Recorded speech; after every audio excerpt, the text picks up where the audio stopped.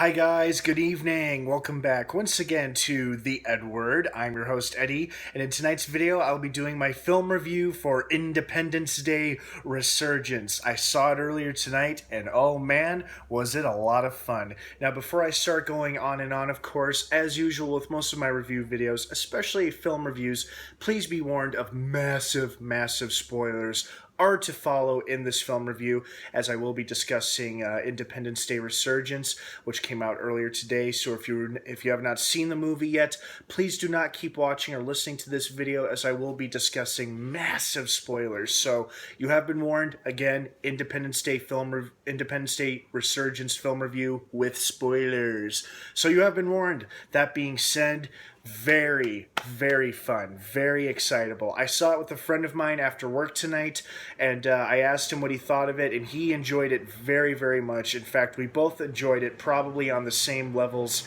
and it was a great movie. It was great fun overall. And basically, bottom line, if you liked Independence Day, you are going to like Independence Day Resurgence. Is it nearly as good as Independence Day? No, of course not. But it is a worthwhile, fun, good time sequel. It's very much so. So what I really liked about it was that it helped to bring in returning characters from the first movie back into the new one. And it also helped to balance out some of our new characters as well. You know, I didn't really care for the Liam Hemsworth character and his relationship with the president's daughter. I get why it was important, but they weren't just that interesting as characters to me. In fact, my friend and I were talking about this earlier tonight. He said the same thing, that they didn't spend a whole lot of time investing in their characters as much, except for the ones we were already familiar with from the first movie.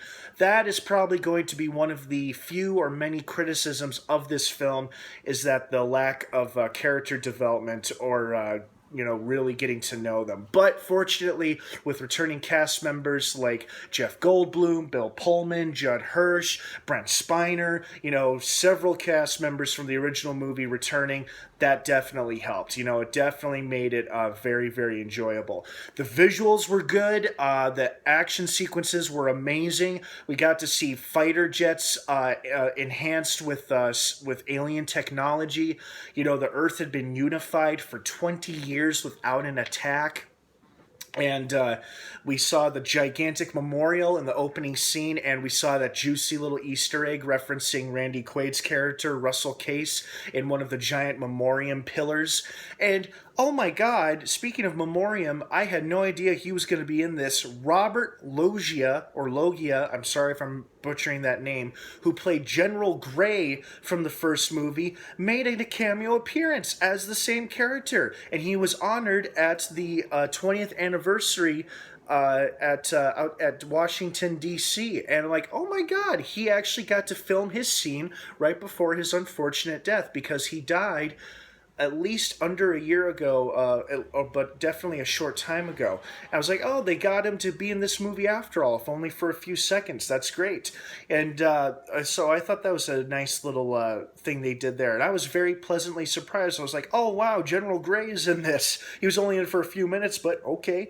And it also showed us how time had gone by on Earth, what the Earth was doing with itself. Obviously, the entire planet is completely unified in the Earth Space Defense Program. Their main sentry post is on the moon, of course, because that has a great strategic advantage, so you can see incoming potential threats and other ships and whatnot. I was a little suspicious that the sphere or the eye thing that everybody who had been in contact with aliens like Whitmore and Oaken and the African warlord, anybody who experienced a migraine or a headache because they had been in contact with aliens before, either with the tentacles around the throat or whatever, that the sphere thing was most likely going to turn out to be an ally instead of an enemy, simply because Jeff Goldblum, was defending it to the president, saying, "No, no, no, Madam President, don't shoot it because it's not one of their ships. It's not one of their ships. This could be something else, and if we shoot it, we could be starting a war with an entirely different species." I also enjoyed Celia Ward's performance very much as the tough as nails female president. I really, really liked her. She was one not to take any chances, take no risks, and she was like, do it, destroy it. And she was determined to protect the Earth, which is probably what got her elected in the first place. I don't know the specifics, but I really liked her character, and I was sad to see her go when Cheyenne Mountain was attacked. But of course, but I liked her final words as well. It's like, there will be no peace today, as she prepares to face the aliens head on with her Secret Service agents. Also, what I liked about this movie that they didn't do in the first one, we got to see ground assault, hand-to-hand combat with the alien invaders. Not only did we see the alien prisoners revolt in Area 51, but we got to see them using their handguns and their blasters and everything, whatever you want to call them. And we saw them opening fire on human troops. We saw human ground troops opening fire on them. Oh man, it was so much fun. And of course, it was wonderful seeing Jeff Goldblum back at it, along with his father, Judd Hirsch. Having those two banter back and forth was pretty funny. They had a couple scenes together, not a lot, but again, another problem was that a lot of character scenes were cut very quickly, very rapidly. When I say cut, I mean they cut from character scene to character scene very quickly. So you only get literally a few minutes with each group of characters or set of characters. But it was enough to keep you engaged and keep us satisfied and entertained. I thought the kid, Jesse T. Usher, did a great job playing Will Smith's son in this movie. He definitely lived up to be just like his father, being a fighter pilot, having a bit of an attitude during a combat situation. I did like Liam Hemsworth's scene where he's like, "Hey guys, no hard feelings, but you did kill my parents." And I'm like, what is he doing? Is he getting out of his jumpsuit? And sure enough, he's flicking them off while pissing on their base. I thought that was cool. We also got to see more details of the inside of the mothership, which was pretty cool, because it looks like there's vegetation, a bit of a jungle thing going on with some water or whatever. Again, hand-to-hand combat with the alien invaders, which was very cool. The Queen was cool. I loved her. Great villain for a movie like this. And I figured it was too good to be true when Bill Pullman's character, former President Whitmore, sacrifices himself to deliver the killing blow. But unfortunately, that was not the case, because she did die, just not at that moment. There are a lot of scenes that were similar from this movie, similar to the original movie, which makes a lot of sense because, it makes us want to feel nostalgic and remember the original movie and how much we enjoyed it. Like President Whitmore sacrificing himself towards the end was very reminiscent of Randy Quaid sacrificing himself at the end of the first movie. Spoiler alert, if you haven't seen the first movie. But very enjoyable film. Highly recommended to see it on the big screen, especially in IMAX, which me and my friends saw it in. IMAX screen was fantastic, just for the sheer scope of this film, with the sequences of the battles, the aerial battles, and the hand-to-hand combat, and the scales of epic mass destruction. And you know what? It had a lot of humor in it too, which was pretty funny. Not just from Jeff Goldblum, but from multiple characters, which really helps, because if you balance a movie out with good characters, action, and humor, you get a pretty good movie on your hands. Unfortunately, they didn't do a whole lot with character development, but because they had returning characters, I think it definitely helped save this movie. At least that's my opinion.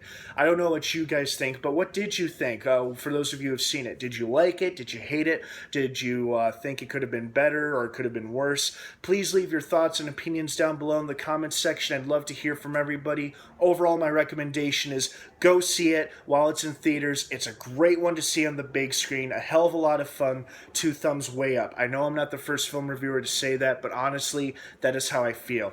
I give it 2 thumbs up and 4 out of 5 stars. And that's a pretty strong, solid rating in my opinion. Alright guys, thank you so much for watching this video here on the EdWord.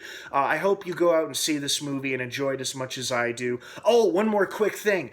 So the ending sets us up for a third film, and I had read a rumor online that the film's ending would set us up for a third movie. I was like, oh man, how are they going to do that? But earlier in the film, when the sphere alien is explaining to him there's an entire planet of alien refugees, members of other species that have been victimized and hurt by this conquering race that has attacked Earth before, it was so cool when Dr. Oaken reveals there's a chance that due to interstellar travel, they could work with the planet of refugee aliens and take the fight to the invaders and finish them off once and for all. That is an incredibly exciting and intriguing premise, to have some humans from Earth travel via interstellar to this refugee planet full of aliens and take the fight to the invaders. That sounds cool, and I am totally down to see a movie like that, and I hope this movie does well enough to do so, and I hope you guys do too.